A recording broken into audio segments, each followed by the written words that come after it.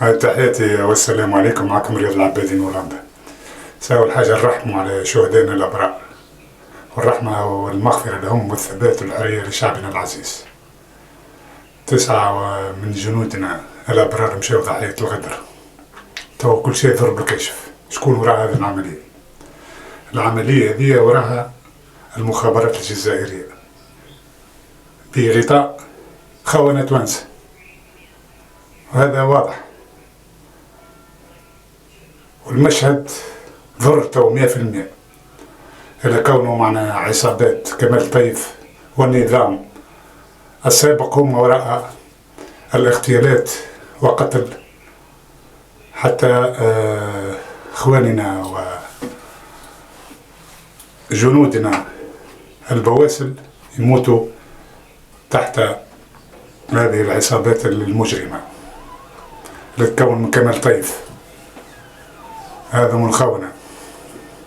وكذلك الجنرال طيب العجيمي هو يد يمنى في المؤسسة العسكرية لكمال طيف، وكذلك مدير العام للداخلية وحيد التوجاني اللي كان رئيس مركز في سوسة عام 94 ولا يخدم لمصلحة معناها تجمع نداء تونس وكمال طيف. هذه هي المنظومة الفاسدة كل هي وراء الاغتيالات. حاضروا كل شيء، عملوا كل شيء، عملوا تمرد، عملوا قتل، عملوا الحرق، عملوا الدنيا الكل، ما نجحوش. حاولوا بعد بضعة أيام الفارطة باش يعملوا انقلاب، ما نجحوش. تو دخلوا في العمليات الكبيرة الاغتيالات. نحن من موقعنا هذا نناشد الشعب التونسي والقوى الثورية وشباب الثورة ولجان حماية الثورة باش يقفوا معنا جنبا إلى جانبا مع جيشنا العظيم ومع الديمقراطية ومع الحكومة الشرعية قلبا وقالبا، على خاطر باش تخسروا المعركة دي باش يرجع التجمع وأعداء الشعب باش يرجعوا يحكموا من جديد. يلزمنا نسدوا لهم الطريق، والعدو واضح.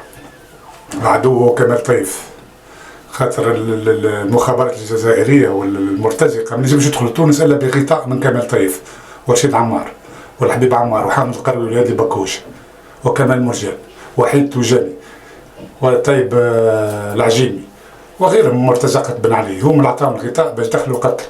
هكذا ضحوا ب9 جنود معناها زواولية. المؤامرة من داخل المؤسسة العسكرية ظهر. هكا علاش نناشد القائد الأعلى اللي ظهر فيه راجل شريف باش يتحمل مسؤوليته قدام الله والوطن ويلقي القبض على طيب العجيمي وكمال طيف والمرتزقة اللي قتلوا أبنائنا. هذه رسالتي إلى الحكومة والشعب التونسي وكل تونسي شريف اللي دافع هذا الوطن. آخر نقطة، وطالب الشعب التونسي وشباب الثورة